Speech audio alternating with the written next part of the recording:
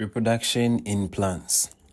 At the end of this lesson, we would know what reproduction is in regards to plants, specifically in this lesson, and in lesson 2, in regards to humans.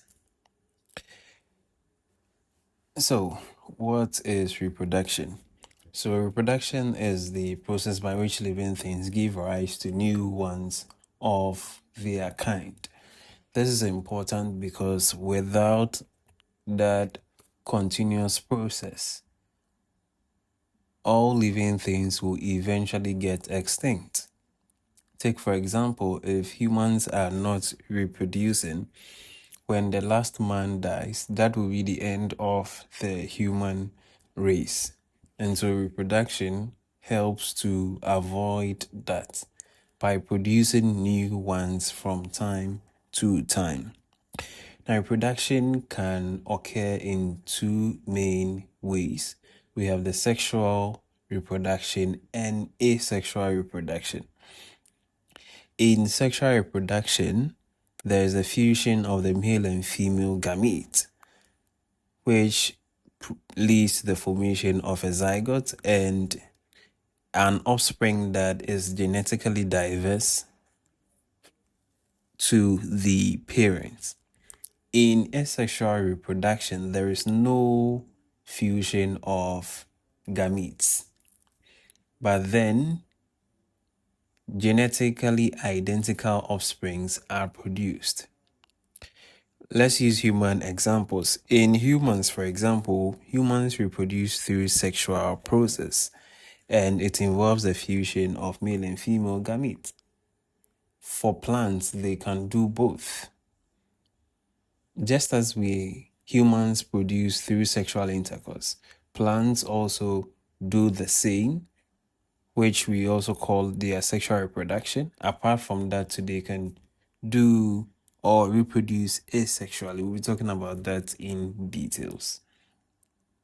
Now, the reproductive organ of a plant is the flower.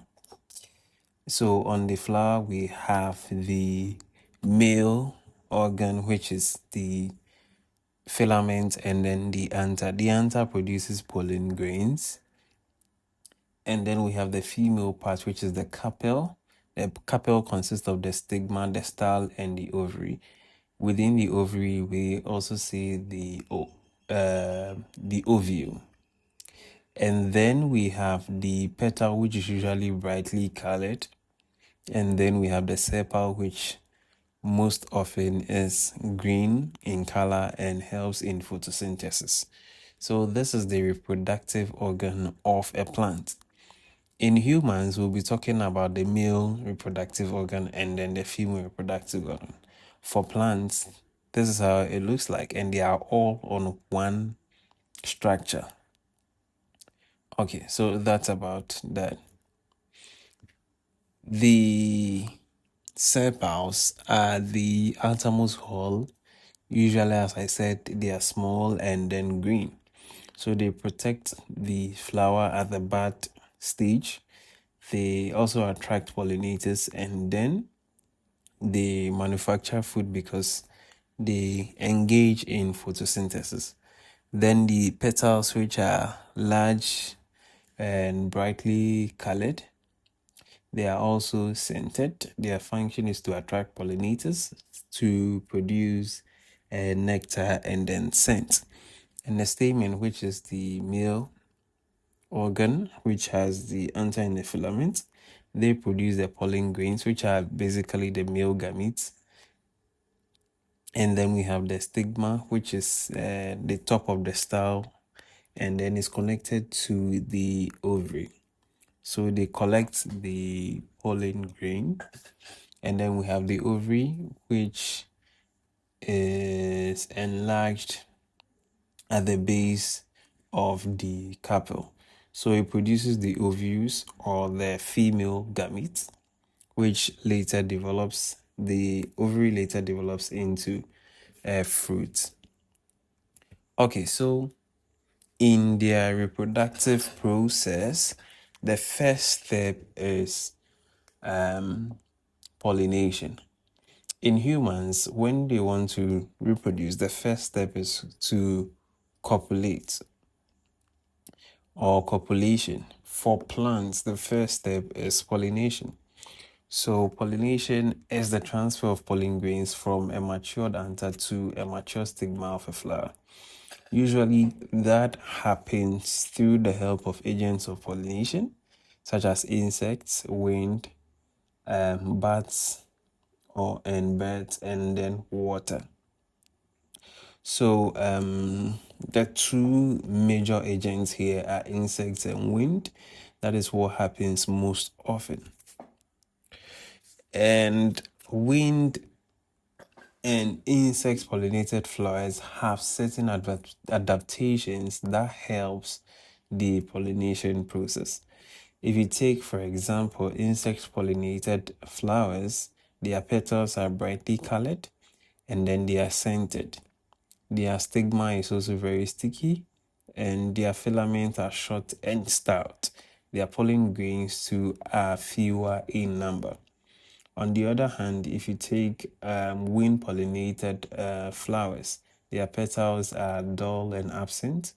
They produce no scent. Their stigma is feathery and their filament is long and flexible. And their pollen grains are in abundance. So that is so that they can adapt to they can enhance the process of pollination. Okay, for insect pollinated flowers, you realize that all the features that it has enables it to attract the insects so that pollination can occur.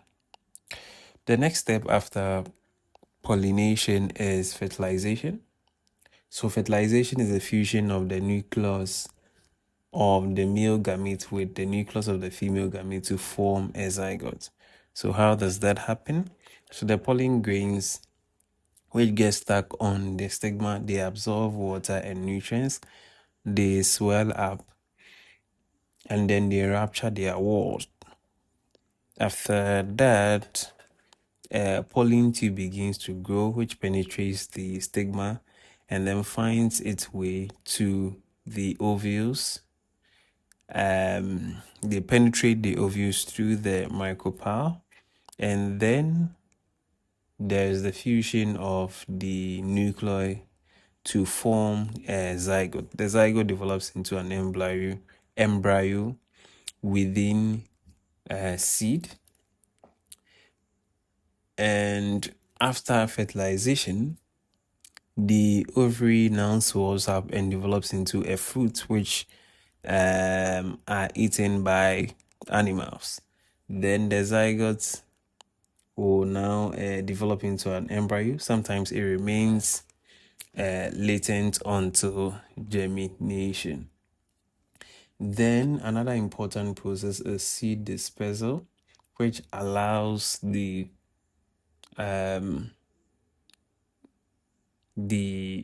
parent plant to send its offspring far apart from itself so that the process of they not being extinct can be maintained.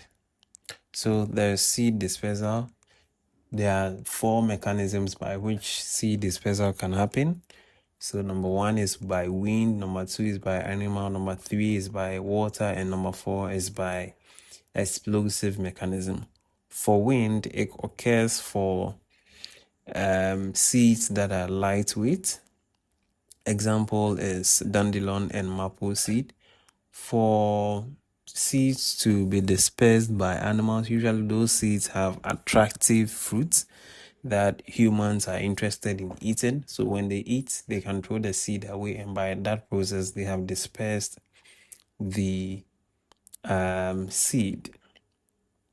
So an example is mango and then berries. Then water too is a dispersal mechanism for coconuts and water lily. Then for explosive mechanism, what happens is that the fruits burst and fire the seeds far from the parent plant. Examples of plants that does this is pea, pot, and teach me not plant. So that's about the reproductive cycle, particularly sexual reproduction in plants. Now, apart from sexual reproduction, we have another type of reproduction, which is the asexual reproduction. So, asexual reproduction does not involve gamete fusion, so all the processes that we went through would not be needed. But then we'll still be able to produce identical genetic offsprings of the parent plant, which are known as clones. So this entire process is also referred to as vegetative propagation. And one way is, or one type of asexual reproduction is done by runners and stolons. So runners and stolons are basically horizontal stem growth along the soil, which has nodes that can become new plants. So strawberry and spider plants are runners. Then we have rhizomes. So rhizomes are underground horizontal stems. They also have nodes that can shoot into new plants. Example is ginger and bamboo. Then we have bulbs and tubers, which are also underground structures that store nutrients. They have buds that can develop into new plants. Example is onion, which is a bulb, and then potato, which is a tuber. Then we have fragmentation. So they are plants that can break into parts, and each piece can grow into a new plant. Example is aloe vera and the jade plant. Then, interestingly, we have leaves that can form plantlets on their edges. Example is biophyllum. Then finally, we have roots that can also develop into new plants, even though they are being modified for food storage. Okay, so that's about asexual reproduction. And all that we spoke about here are natural processes, they occur naturally. Apart from that, we have artificial asexual reproduction, or if you want, artificial propagation. These are basically human interventions in the reproduction of plants. So one of them is cutting. So cutting, examples of plants that we can grow by cutting is sugarcane, roses, bougainvillea, croton, money plants, etc. So how is this done? So you cut a healthy, active growing stem or root. You apply rooting hormones to promote root formation. Then you place it in a growing medium, that will be soil. The roots will develop, and then later the plant will form by itself. Okay, so that's about cutting, which is an artificial propagation method. Then we have grafting, very interesting process. So in grafting, we join two different plants, and then we make them a single plant. So to do grafting, you need a stalk and then a scion. So the stalk is usually the part of the plant that is in the soil that has developed roots, and then the scion is usually the desired plant variety that doesn't have roots. So you attach the scion to the stalk, you tie them together, and then you cover them with some polythene to prevent infection. You leave them for some time, and then it will grow into a new shoot. So that's about grafting. Then we have layering, which is another example or method of artificial propagation. In layering, what we do is that we bend a lower branch of a plant towards the ground, we cover it with soil, and then after some time it will develop roots. When the roots develop, we can cut the branch and then grow it separately from the parent plant. So examples of plants that this can be done to is grapevine, strawberry, bougainvillea, and jasmine. Then finally we have micro propagation, or what we call tissue culture, where we take plant cells and then grow them in an aseptic container which contains nutrients.